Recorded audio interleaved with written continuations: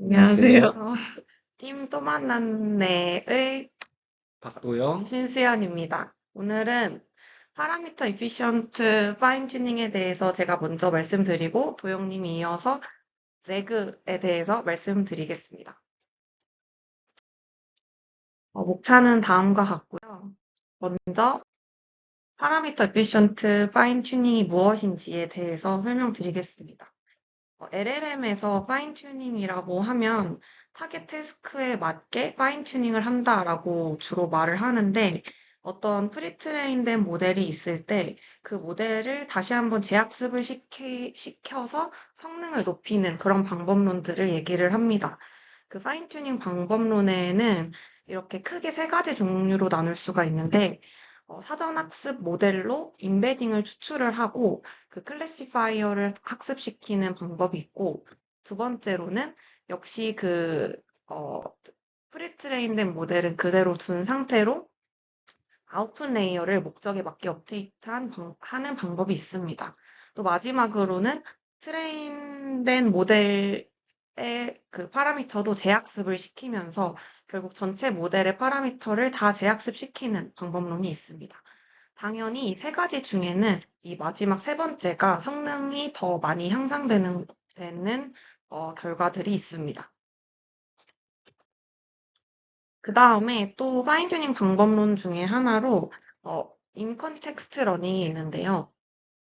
이 ICL이라는 것은 파인 튜닝이라고 보기보다는 어떤 모델의 파라미터 변경 없이 프롬프트 안에 문제와 예시를 함께 입력을 함으로써 언어 모델을 좀 더 쉽게 활용할 수 있게 하는 방법입니다. 이 인컨텍스트 러닝은 GPT-3가 발표된 이후에 좀 주목을 받게 된 내용인데 GPT-3가 이제 프리트레인이라는 그런 개념을 얘기를 하고 또 많은 파라미터를 사용을 함으로써 그 큰 언어 모델을 학습시키는 할 수 있게 발표가 된 논문인데 여기 보시면 뭐 제로샷, 원샷, 퓨샷이라 해서 예시 없이 바로 태스크를 주거나 아니면 이렇게 예시를 하나 보여주고 그 다음에 문제를 내거나 예시를 여러 개를 준 다음에 문제를 내는 이런 방식으로 인컨텍스트 러닝을 진행을 함으로써 모델 성능을 높일 수도 있습니다.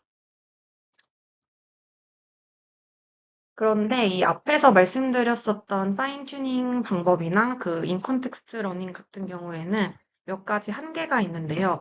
가장 먼저 보면은 추가 학습 과정에서 기존에 학습한 정보를 잊는 카타스트로픽 폴게팅이라는 문제가 있습니다. 이 예시를 보시면 어떤 모델이 강아지와 고양이를 분류를 하는 모델을 강아지와 고양이 사진을 보고 학습을 했다고 생각을 했을 때 이제 이 모델을 또 다른 사진을 가지고 학습을 시켜서 뭐 새가 어떤 건지 분류를 한다거나 이런 식으로 분류하는 것을 학습을 했다고 하면 이 모델이 새로운 인풋인 이 고양이가 들어왔을 때 옛날에 학습했었던 고양이와 강아지를 분류하는 거는 까먹고 최근에 학습한 이 새에 대한 걸 기억을 하고 있어가지고 이 고양이를 강아지로 잘못 얘기하는 문제가 있습니다. 이런 게 이제 카타스트로픽 폴게팅이라고 하는 것이고, 그 다음에 이제 두 번째 문제로는 보시면 이 LLM 모델의 크기가 커짐에 따라서 전체 파라미터를 학습하는 것이 어려워졌습니다. GPT-4를 보시면 약 1.76테라 정도의 그 파라미터라는 것을 보실 수가 있는데, 이렇게 파라미터 수가 많으면 당연히 시간도 많이 들고 컴퓨팅 자원도 많이 필요하게 됩니다. 그래서 이제 이 파라미터 수가 많은 LLM에도 효율적으로 재학습할 수 있는 방법이 필요하지 않을까 해서 나온 방법이 있습니다. 그 다음에 또 앞서 말씀드렸던 ICL 같은 경우에도 한계점이 있는데요. ICL은 신뢰성의 측면에서 한계점을 갖고 있습니다. 기존에 그 말씀드렸던 ICL은 모델의 파라미터를 따로 튜닝할 필요 없이 몇 가지 예시를 주면 문제를 잘 풀 수 있다는 장점이 있었는데 이를 위해서 이렇게 데몬스트레이션을 주고 테스트 인풋을 모델의 입력으로 사용하는 예시들이 있습니다. 그런데 몇몇 연구에서 이렇게 랜덤한 라벨을 넣어주더라도 문제를 잘 해결한다는 연구 결과가 있습니다. 여기 보시면 원래는 이런 말을 보고서 뭐 중립인지 긍정적인 말인지 뭐 부정적인 말인지를 뱉어야 하는데 그냥 긍정, 부정, 중립이랑 상관없는 해피, 해피, 웨이브, 러브라는 랜덤한 라벨을 사용을 했음에도 불구하고 마지막에 이 테스트 인풋을 넣었을 때 포지티브라는 제대로 된 프레딕션을 내는 것을 볼 수 있습니다.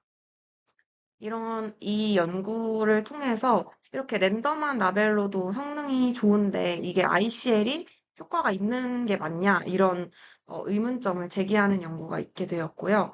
그 오른쪽에서도 보시면 이 주황색으로 표시된 게 골드 라벨, 그러니까 맞는 라벨을 준 상황을 말을 하고 이 빨간색이 랜덤 라벨을 준 상황을 얘기를 하는데 성능을 보시면 두 개의 성능 차이가 그렇게 크지 않은 것을 확인할 수 있습니다. 그래서 이러한 내용을 바탕으로 이 ICL의 결과물을 항상 신뢰하기는 어려울 수도 있겠다라는 얘기도 나오기 시작했습니다. 그래서 그럼 이러한 문제점을 극복을 하고자 나온 방법론이 파라미터 효율적인 파인 튜닝, 줄여서 페프트라고 하는데요. 이게 이제 파라미터 수가 많은 LLM에도 모델을 효율적으로 재학습할 수 있는 방법에 대해서 허깅 페이스가 소개하는 방법론이고, 저희가 이제 뭐 연구나 과제 같은 걸 하다 보면 일반 GPU로는 모델 전체의 파인 튜닝을 하는 것이 요즘 LLM이 너무 많은 파라미터를 갖고 있기 때문에 불가능한 경우가 굉장히 많은데, 이러한 경우를 위해서 자원과 시간의 효율성을 고려한 파라미터 조정을 할 수 있는 방법론으로 등장하게 되었습니다. 이번에 이 영상에서는 여러 가지 페프트 방법론 중에서 크게 이렇게 네 개를 알아볼 건데, 이 아래에 있는 것은 이따가 소개해드릴 로라에서 파생된 내용이고, 좀 굵직굵직한 방식 이렇게 네 가지라서 이 네 가지에 대해서만 준비를 했습니다. 그 네 가지에 대해서 먼저 이렇게 개념만 간단하게 보시면 아답터 튜닝이라는 것은 이 트랜스포머 구조의 멀티에드 어텐션 옆에다가 작은 구조를 붙이는 것이고 프리픽스 튜닝도 각 레이어에다가 앞에 프리픽스라는 벡터를 붙이는 거고 프롬프트 튜닝은 이제 인풋 레이어에다가 앞에 그 벡터를 붙이게 되는 것이고, 로라라고 부르는 로우 랭크 어댑테이션도 각 레이어에 이렇게 작은 구조를 붙이게 됩니다. 그럼 본격적으로 페프트 방법론에 대해서 말씀드리겠습니다. 가장 먼저 아답터입니다. 아답터는 이 작은 뉴럴 네트워크를 기존의 트랜스포머 구조에 추가한 방법입니다. 여기 보시면 잘 알고 계시는 기존에 있는 트랜스포머 구조에다가 이 아답터 네트워크라는 작은 구조를 붙이게 되는데 이 내부를 자세히 보시면 일단 다운 프로젝션을 하는 레이어가 존재를 하고 그 다음에 넌 리니어리티 함수를 통과시킨 후에 다시 업 프로젝션 레이어를 통과해서 초기에 D 디멘전에서 M으로 축소를 시키고 다시 M에서 D로 업 프로젝션 시키는 레이어가 있습니다. 이 오리지널 피처를 적은 차원으로 치환하는 바틀렛 구조를 사용하고 있고 이는 트랜스포머의 개별 레이어들과 통합을 하게 됩니다. 원래 LM의 파라미터는 프리즈를 시키고 이 아답터에 들어가는 파라미터만 업데이트하는 방식을 사용하고 있습니다. 이 아답터는 이제 태스크별로 학습을 시켜서 태스크에 맞는 아답터를 활성화를 시키게 되는데 이 구조를 보시면 이 아답터가 여러 개 있는 구조이고 뭐 랭귀지 1에 해당하는 아답터를 훈련을 시키고 뭐 K에 해당하는 아답터를 훈련시키고 뭐 이런 식으로 해서 어떤 랭귀지가 들어왔을 때 얘를 타는 거면 얘를 활성화시키고 이런 식으로 해서 아답터 퓨전이라는 방식으로 사용을 하기도 합니다. 그러니까 아답터는 어떤 태스크에 맞게 그 모듈만 재학습을 시켜서 그 태스크의 좋은 성능을 낼 수 있게 하는 방법이라고 생각하시면 될 것 같아요. 그래서 이 아답터를 사용한 그 실험 결과를 보시면 기존 모델의 2에서 3% 정도의 파라미터를 업데이트 하는데도 불구하고 이 글루라는 벤치마크에서 기존의 버트 라지에 비해서 0.4% 정도밖에 뒤지지 않는 성능을 보였다고 생각해 주시면 되겠습니다. 두 번째로는 이제 프리픽스 튜닝 방법. 프리픽스 튜닝은 GPT-3에서 나온 프롬프팅 기법에서 영감을 얻은 방법입니다. 하나의 태스크당, 그러니까 여러 멀티태스크를 처리하는 모델이 있을 때 하나의 태스크당 하나의 풀 파인 튠 모델을 저장해야 된다는 사실을 지적을 하면서 모든 파라미터를 업데이트하는 것이 아니라 그 태스크에 맞는 프리픽스만을 튜닝하는 프리픽스 튜닝 방법을 제안을 했습니다. 기존에는 이렇게 트랜스포머 구조에 뭐 번역을 하거나 요약을 하거나 테이블을 텍스트로 변경시키는 이 각각의 태스크에 대해서 이 모든 파라미터를 업데이트를 했어야 한다면 이 프리픽스 튜닝을 통해서는 이 프리픽스 부분만 업데이트를 하고 이 기존의 프리트레인된 모델은 그대로 두는 방법을 사용합니다. 여기서 말하는 프리픽스라는 것은 학습 가능한 연속형의 벡터인데 이는 앞서 말씀드린 것처럼 태스크 스페시픽한 벡터이고 가상의 토큰 임베딩을 사용합니다. 그래서 이 트랜스포머의 각 층에다가 키와 밸류의 프리픽스 벡터를 추가를 하고 인풋 레이어에만 추가하지 않고 모든 레이어에 프리픽스를 추가합니다. 이게 뒤에 나올 프롬프트 튜닝과 조금 헷갈릴 수가 있는데 프롬프트 튜닝은 인풋 레이어에 추가를 한다면 얘는 인풋 레이어가 아니라 그 트랜스포머 내부에 있는 레이어에다가 추가를 한다는 특징이 있습니다. 그래서 프리픽스 튜닝의 그 성능을 보시면 기존 모델의 0.1% 정도에 해당하는 파라미터를 튜닝을 했음에도 불구하고 기존의 모델보다 더 우수한 성능을 냈다는 것을 볼 수 있습니다. 여기 보시면 프리픽스 튜닝의 이 0.1%만 했는데도 기존의 뭐 풀 파인 튜닝 하는 것보다 더 좋은 성능을 내는 경우가 있습니다. 그 다음에 이제 프리픽스가 어쨌든 앞에 붙는 랜덤한 벡터이기 때문에 그 랜덤한 벡터에 대한 실험을 한 것도 있는데요. 이 프리픽스를 완전 랜덤하게 초기화하는 것보다는 실제로 존재하는 단어들로 초기화하면 더 성능이 향상된다고 말하고 있습니다. 특히 태스크 스페시픽한 단어로 초기화하는 경우에 성능 향상이 컸는데 여기 보시면 여기가 랜덤한 프리픽스를 사용했을 때이고 뭐 액티브, 엘리펀트 이런 식으로 그냥 뭐 실제 존재하는 단어들로 사용하는 경우가 있고 이 summarize라는 태스크 이름을 프리픽스로 사용을 했을 때 다른 랜덤한 단어를 사용했을 때보다 그리고 아예 랜덤으로 줬을 때보다도 성능 향상이 더 큰 것을 확인할 수 있습니다. 다음으로는 프롬프트 튜닝입니다.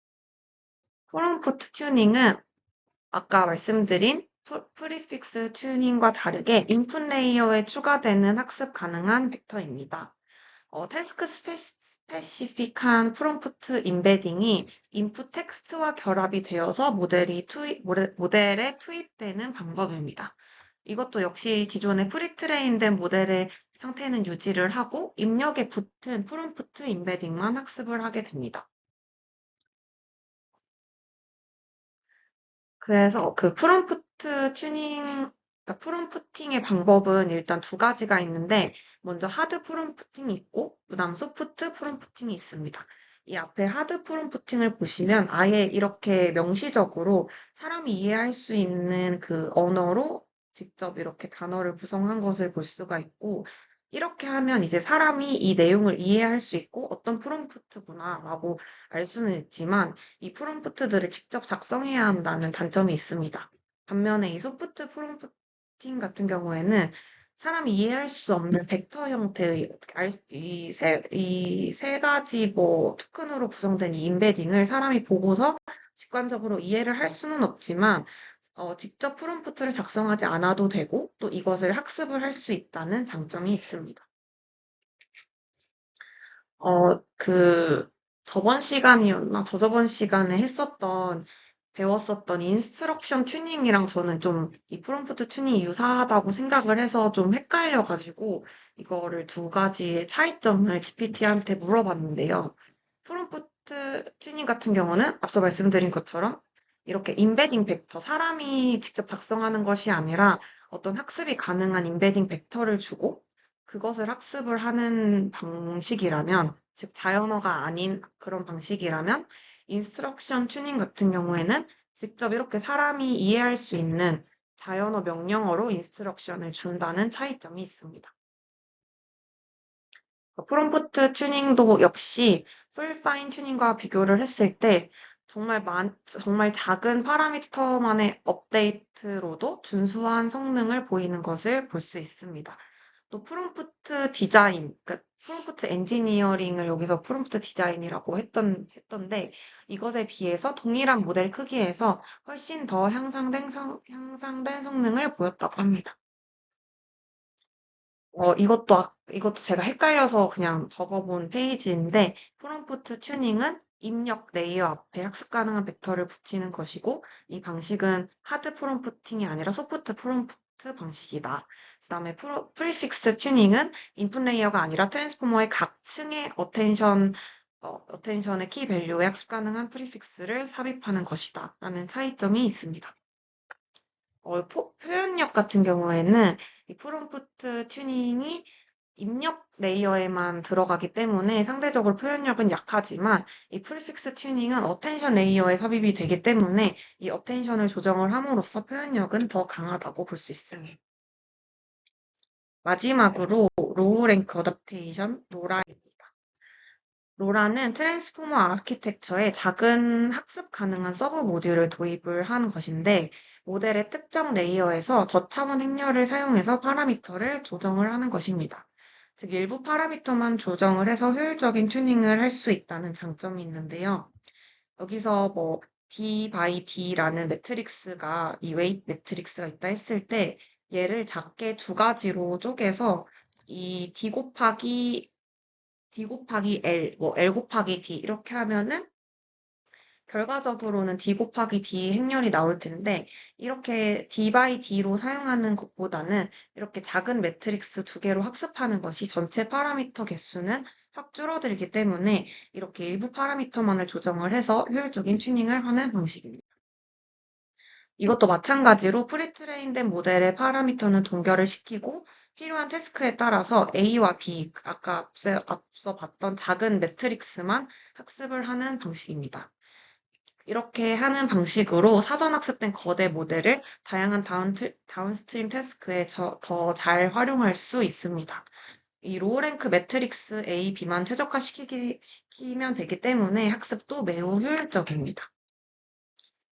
이것도 보여드린 그 구조가 로라랑 앞에서 말씀드렸던 아답터의 그 바틀렛 구조랑 유사한 것 같아서 이것도 살짝 비교를 해봤는데, 이 아답터는 트랜스포머 블락 사이에 별도 모듈로 삽입을 한다면 이 로라는 그 어텐션의 가중치에 직접 스몰 매트릭스인 A, B를 추가한다는 차이점이 있습니다. 즉, 아답터 모듈을 트랜스포머 레이어 사이에 삽입을 해서 아답터 다운 넌리니어, 아답터 업 프로젝션의 그 모듈로 구성을 한다면 이 로라는 기존에 있었던 그 어텐션 웨이트에다가 로우 랭크 매트릭스를 추가로 더하는 방식으로 사용한다는 차이점이 있습니다. 로라도 그 실험 결과를 보시면 훨씬 적은 수의 그 파라미터를 학습을 시켜서 이 풀 파인 튜닝에 125 밀리언만큼의 파라미터들이 있었는데 이 로라는 0.3 밀리언만 사용을 했고 그럼에도 불구하고 대부분의 모델과 데이터 조합에서 풀 파인 튜닝보다 우수한 성능을 보였다고 말하고 있습니다. 또 뿐만 아니라 이 로라라는 방식이 다른 페프트 방법에 비해서도 이 모델 크기의 변화에 강건하다고 얘기하고 있습니다.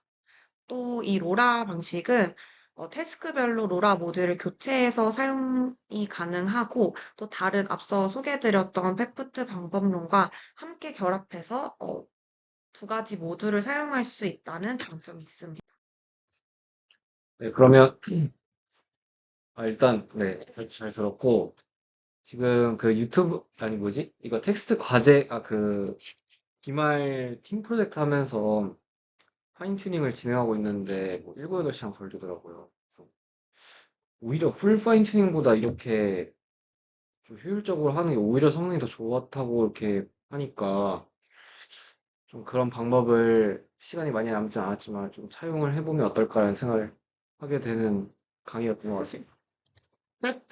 그래서 이제 마지막으로는 이제 요즘 핫한 주제인 RAG, Retriever Augmented Generation에 대해서 설명드리도록 하겠습니다. 되게 이제 컨텐츠는 간단하고요. 일단 오버뷰부터 설명을 드리겠습니다. 저는 LLM이 정말 천재라고 생각을 하거든요. 모든 뭐 수학 문제를 물어봐도 그렇고 뭐 정치 얘기를 아니 그러니까 뭐 사회 문제를 얘기해도 그렇고 모든 것을 다 알고 있잖아요. 근데 결국에는 그거를 혼자 학습을 한 게 아니라 어쨌든 어떠한 소스로부터 이렇게 학습을 받은 거잖아요. 그래서 이것도 되게 사람이랑 같다고 생각을 했습니다. 저희는 지금 대학원생이기 때문에 뭐 초등학교부터 시작해서 초, 중, 고, 뭐 대학에서도 전공, 뭐 교양 이런 거를 배우고 대학원에서도 지금 계속 배우고 있어서 있는 그런 사람인데 예를 들어서 저희 둘은 이제 상공과이기 때문에 뭐 생명과 얘기를 꺼낸다 이러면은 저희는 그걸 접해보지 못했기 때문에 알지 못합니다. 그리고 저희가 계속해서 최신의 뉴스를 보고 있는 게 아니기 때문에 최신의 뉴스나 뭐 동향, 소식 이런 것들을 모를 수가 있죠. 이것도 LLM 또한 똑같다고 생각을 합니다. LLM도 어쨌든 대용량 학습 데이터를 하는데 이게 뭐 예전의 데이터거나 아니면 내가 뭐 A라는 학문이 새로 태어났는데 그 A라는 학문에 대한 데이터를 넣지 않으면 LLM도 결국엔 그것을 모릅니다. 그래서 제가 오늘 소개해드릴 RAG라는 개념이 어, 급부상했다고 보시면 될 것 같습니다. 이거를 이제 조금 줄글로 해봤는데요. 왜 LLM이 부족함을 느끼고 RAG가 태어났냐? 첫 번째로는 지식 기반 질의응답 시스템의 한계는 이제 제가 방금 설명드린 거고, 두 번째로는 비정형 텍스트 데이터의 폭발적 증가입니다. 그래서 저희가 인터넷 세상이 도래를 하면서 뭐 SNS나 뭐 뉴스 같은 비정형 텍스트 데이터가 너무 기하급수적으로 증가를 했기 때문에 이러한 기하급수적으로 늘어난 데이터를 다 학습시킬 수는 없다. 이거를 골라서 그때그때 찾아 쓰자라는 개념이 등장을 한 거고요. 그 다음에 찾아봤을 때 언어 모델이 발전을 하면서 엄청나게 긴 용량의 텍스트 데이터를 효율적으로 뭐 인베딩을 하거나 차원 축소를 할 수 있다. 그리고 마지막으로 지식 검색과 답변 생성의 통합 필요성, 그 정합성을 맞추기 위해서 이런 필요성이 대두되었다라고 볼 수 있겠습니다. 그래서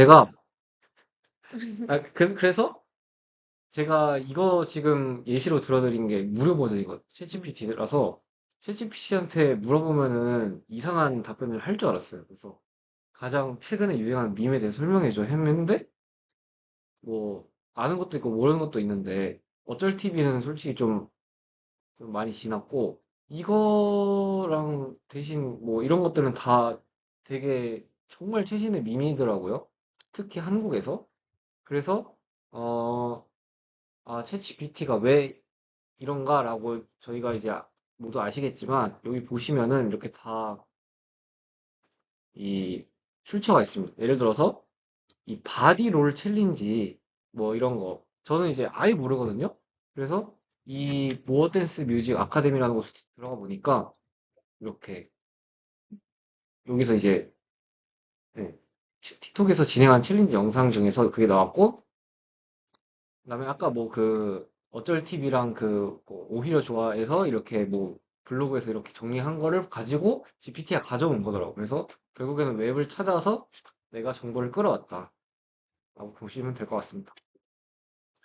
그래서 이게 레그라고 하는 건데 이 레그가 이 세 가지의 단어로 이루어졌잖아요. 되게 이 이름이 직관적이라고 생각을 하거든요. 결국에는 찾아서 증강시켜서 생성한다. 그냥 끝이라고 보시면 될 것 같습니다. 그래서 처음에는 찾아야 되는데 어디서 찾냐? 내가 학습을 하고 이 뇌 용량에 있는 걸 찾는 게 아니라 도서관에 가서 아니면 인터넷에서 제가 검색을 하는 거랑 똑같다고 보시면 될 것 같아요. 지식 컨텐츠 저장소에서 제 쿼리와 관련된 지식을 찾는다. 그래서 뭐 좀 이따 제가 설명드리겠지만 되게 많은 방식들이 있습니다. 뭐 그냥 일반적으로 코사인 시밀러리티를 이용해서 하는 것도 있지만 되게 요즘 방법이 고도화되어 있고 그 찾은 것을 토대로 증강을 시킵니다. 약간 어떻게 보시면 될 것 같냐면, 음, 저희가 이제 GPT 3.5부터 이제 ICL이 가능했잖아요. 그래서 프롬프트에다가 막 예시를 넣어줬는데, 그 예시를 약간 넣어준다고 보시면 될 것 같아요. 근데 되게, 어, 신뢰도 있고 내 퀄이랑 맞는 예시를, 예를 들어서 내가 미국 대통령이 지금 누구야라고 하면은, 미국 대통령은 지금 도널드 트럼프라는 문장을 프롬프트로 넣어주는 것처럼 좀 증강을 시킨다. 라고 보시면 될 것 같고, 그 다음에 마지막으로는 제너레이션이어서 그 찾은 정보를 바탕으로 사용자에게 생성을 해준다라고 보시면 될 것 같습니다. 그래서 레그에 이제 퀘스천 총 3개 이렇게 있는데 되게 간단하고요. 무엇을 가지고 올 것인가? 내가 정말 대용량의 데이터베이스에서 쿼리에 맞는 어떠한 정보를 내가 가져올 것이냐? 그리고 언제 가지고 올 것이냐? 그리고 추출된 정보를 어떻게 사용할 것인가? 이런 퀘스천들이 있습니다. 그래서 이제 지금 컨텐츠가 레고 오버뷰니까 레고가 어떻게 간단하게 뭐랄까 진화를 했는지. 그래서 처음에 이제 나이브 레고 완전 간단한 모델, 그 다음에 좀 발전된, 그 다음에 더 발전된 모듈러 레그 이렇게 차근차근 설명드리도록 하겠습니다. 나이브 레그는 사실 제가 아까 설명드린 그 처음 그림이랑 똑같아요. 데이터베이스에서 찾는다. 근데 여기서 또 중요한 게 데이터베이스에 있는 정보를 어떻게 인덱싱을 할 것인가. 결국에는 내가 뭐 텍스트 데이터를 다 다운받을 수가 없잖아요. 그래서 그거를 인베딩 벡터로 데이터베이스에 인덱싱을 해야 되는데 그걸 어떻게 할 것이냐. 뭐 일단 가장 간단한 거는 버트 기반의 그냥 그 뭐 버트 아니면 뭐 센텐스 버트 이런 걸로 인베딩을 해가지고 벡터로 저장하는 게 가장 간단한 거고요. 그 다음에 이제 그 데이터베이스에서 찾는데 여기서 이제 좀 주목할 게 동일한 인베딩 모델을 해야 인베딩 값이 비슷하니까 리트리버를 더 잘할 수 있다. 그다음에 마지막에서는 적절한 답변을 LLM이 사고를 해가지고 생성을 한다.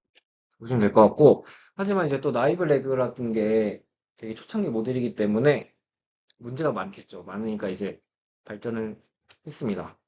첫 번째는 인덱싱인데 어떻게 데이터베이스를 효율적으로 표현을 할 것이냐. 그래서 예를 들어서 뭐 내 유용한 정보를 인베딩을 잘 못해가지고 이게 정보 손실이 날 수도 있고요. 그 청킹 방법이라는 경우는 예를 들어서 논문이라고 하면은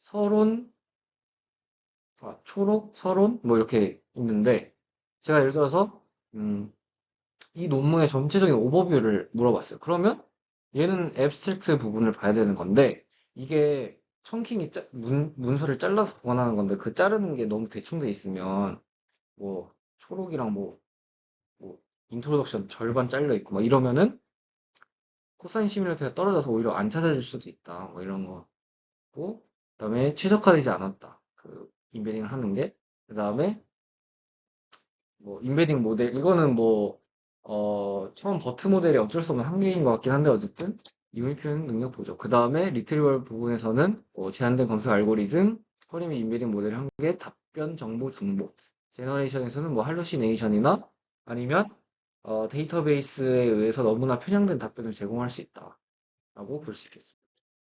그래서 이제 등장을 한 게 어드밴스드 레그라고 그냥 말 그대로 발전된 레그.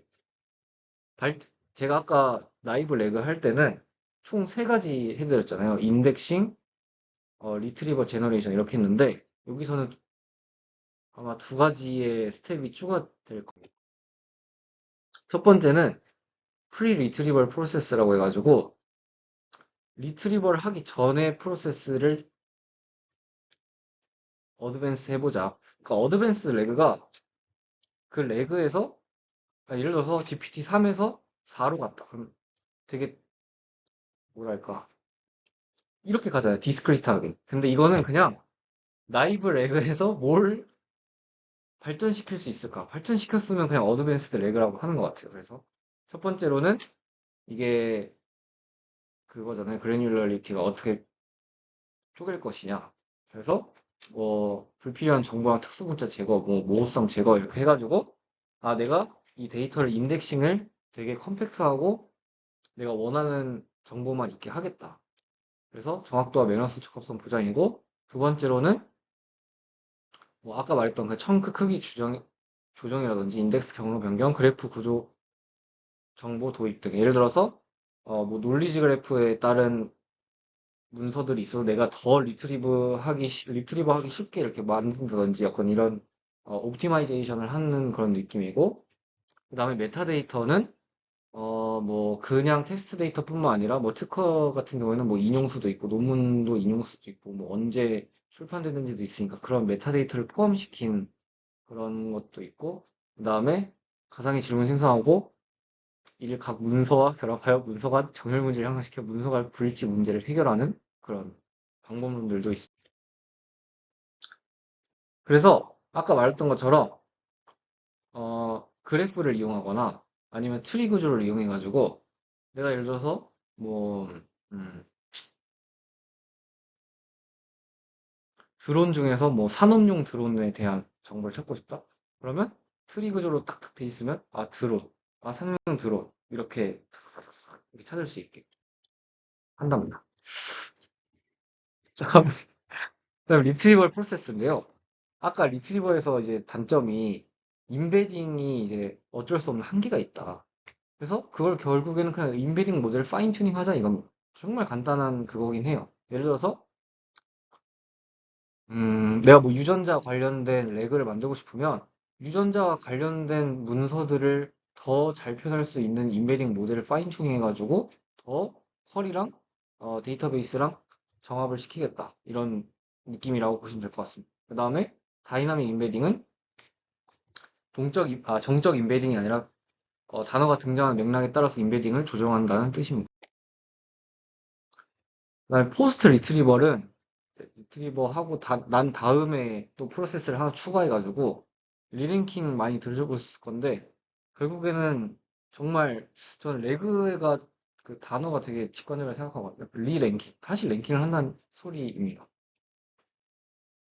제가 사실 리랭킹과 관련된 연구를 지금 하고 있어 개인 연구를 하고 있고 그래서 간단하게 설명드리지만 처음에 그냥 빠르게 10개 예를 들어서 후보군을 추리고 거기서 다시 그 10개를 가지고 조금 더 정확한 모델로 랭킹을 매겨가지고 상위 거를 내가 더 정확한 걸 하겠다 이런 거고요. 아니, 두 번째는 프롬프트 컴프레션이라서 어 이제 제가 찾은 다큐멘트에 노이즈가 있을 수 있잖아요. 그래서 그 노이즈를 제거하는 그런 방법론이라고 보시면 될 것 같습니다. 자, 마지막으로는 이제 모듈러 레그입니다.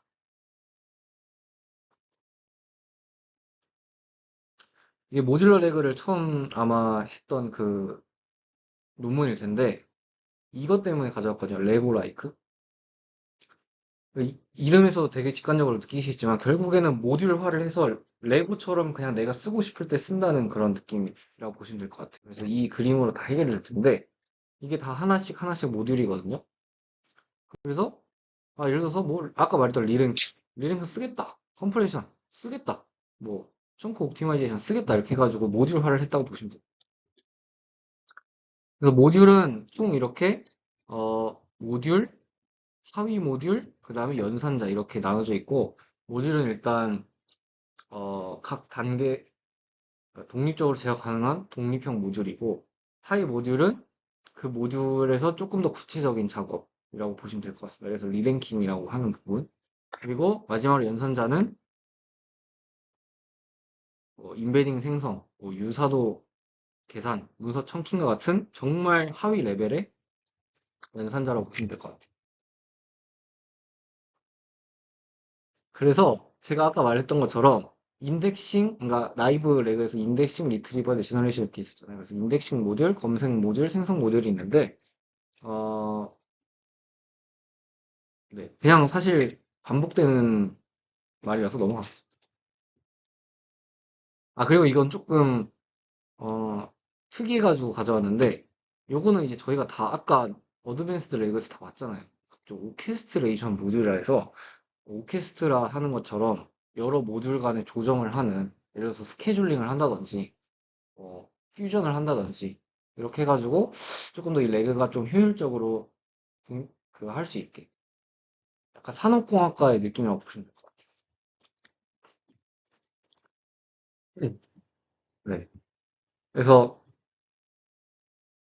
모듈러 레그에는 뭐 이렇게 다음과 같이 세 가지의 이런 어, 모듈을 이렇게 배치를 할 수 있다.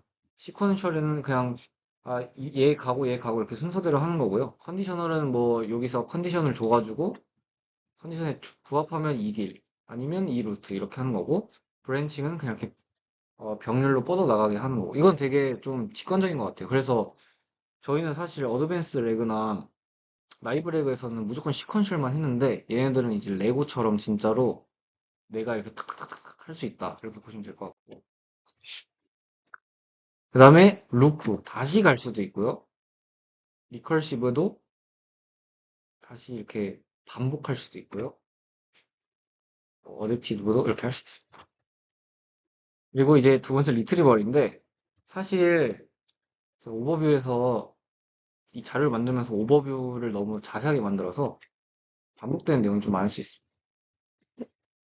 그래서 이제 아까 말했던 것처럼 청크를 어떻게 만들 것이냐, 이게 이제 중요한데, 제가 이거를 좀 제 스스로 제가 그린 거거든요.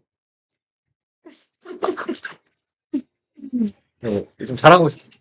근데 사실 되게 그 퀄리티는 떨어지는데, 이게 전체 문서면요, 예를 들어서 뭐 논문 하나라 치면은 똑같은 윈도우 사이즈 N으로 그냥 나눈 겁니다. 근데 오버랩이 가능하고, 왜냐면 문장이 중간에 잘리는 것을 방지하기 위해서 가장 간단한 모델이고, 진짜 이건 보시면 알겠지만 그게 달라요. 이 길이가 다릅니다. 그래서 뭐 띄어쓰기가 있으면 한다. 그리고 이거는 문단 단위로 한다. 그 다음에 이거는 네, 섹션 단위로 한다. 그 다음에 이거는 저희가 NLP 테크닉이 많이 증가하면서 여기서 뭔가 끊겼다라는 거를 이 NLP 테크닉이 뭔지는 모릅니다. 그러니까 사용자가 사용하고 싶은 걸 쓰면 되는 거고 뭔가 뭐 포스태깅이라든지 뭐 NLTK라든지 이런 거를 사용해가지고 끊는 방법이 있습니다. 그래서 청킹 옵티마이제이션이 넘어가고요. 그다음에 두 번째로는 이제 아까부터 말씀드렸던 파인 튜닝입니다. 임베딩을 내 도메인에 맞게. 그래서 아까 말했던 것처럼 도메인 논리지가 들어갈 수 있게. 그래서 어, 네. 파인팅을 수행하고 지금 저희가 만약에 이거를 구현을 하고 싶다 하면은 라마 인덱스에서 이 적절한 클래스와 함수 집합을 제공을 하고 있어서 이거를 사용하시면 될 것 같습니다. 그리고 다운스트림 태스크를 위해서 파인 튜닝을 하는 경우도 있잖아요. 예를 들어서 어, 내가 이 레그 시스템을 이용해서 뭐 앞으로 뭘 하고 싶은데 거기에 좀 특화된 임베딩 모델을 내가 하고 싶다. 이래가지고 뭐 이 프롬프트 게이터랑 뭐 LLM 임베딩 이런 것들이 있습니다. 그다음에 쿼리 리라이팅입니다. 쿼리 리라이팅은 정말로 어, 제목이 가장 직관적이다라고 할 수 있는 것 같은데 쿼리를 다시 쓴다는 거예요. 결국에는. 그래서 내가 그러니까 이게 하이드라는 게 쿼리 리라이팅 하는 방법인데, 그러니까 근데 이 그림이 제일 직관적이라서 가져왔거든요. 오리지널 쿼리는 내가 정말 하고 싶은 거, 아니죠. 액추얼 다큐먼트죠. 액추얼 다큐먼트는 제가 정말 찾고 싶은 다큐먼트입니다. 근데 저는 쿼리를 이런 식으로 했어요. 그럼 당연히 안 되겠죠. 그래서 얼라인을 시켜주는 작업이 필요합니다. 쿼리를 이쪽으로. 그래야 액추얼 다큐먼트가 찾아지겠죠. 그래서 이렇게 다양한 방법들이 있고, 교수님께서는 이거를 좀 간단하게 한 장이나 아니면 그냥 넘어가시거나 했는데, 저는 뭐 되게 좀, 그냥 논문 느낌이어가지고 이렇게 출처만 가져왔습니다. DPR은 쿼리에 대해서 가장 가까운 문서를 어떻게 찾을 것인가 라고 그런 방식입니다. 이게 되게 많이 쓰이는 방식이고, 초기 레그에서도 DPR을 사용했고요. 그래서 이 패시지들을, 이 더큐먼트들이죠. 그리고 이거를 이제 차원을 낮은 차원, 그리고 연속적인 벡터 스페이스 인덱싱을 하고, 이를 바탕으로 효과적으로 인풋 텍스트와 관련된 탑 K개의 패시지를 리트리브 하는 겁니다. 그래서 이것은 이제, 이 Q가 퀄이고요. P가 패시지거든요. 그래서 수식을 보면은 되게, 뭐가 영어가 많아서 그렇겠지만 되게 간단한 식입니다. 그래서 Q와 P의 인베딩 값들을 시밀러리티를 구해가지고 골라낸다. 정말 간단한 그거고요. 그래서 처음에 이 DPR 저자들은 이거를 그냥 이너 프로덕트 했거든요. 그냥 내적을 했는데 뭐 L2 놈이나 코사인 시밀러리티를 다 비교 실험했는데 결국에는 이너 프로덕트가 별 차이가 없음에도 가장 심플한 펑션이라서 뭐 이걸 했다. 인코더로, 그러니까 이 인코딩 하는 거는 버트를 했다. 패세지는 파이스 인덱싱을 진행했다. 이렇게 되게 간단한 그거라고 보시면 되고. 그리고 이 식도 되게